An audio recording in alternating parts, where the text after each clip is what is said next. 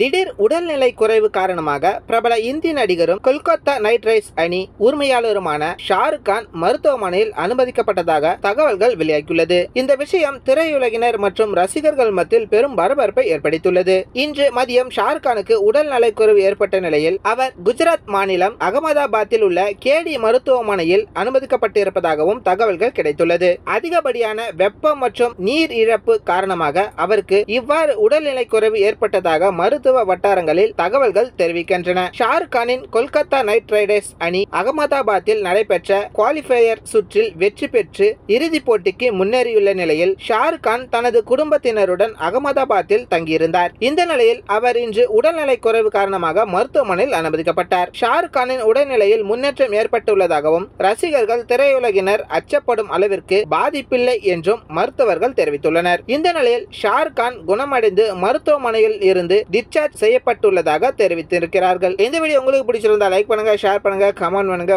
மறக்காம யோகி டாக்ஸ் சேனலை சப்ஸ்கிரைப் பண்ணுங்க.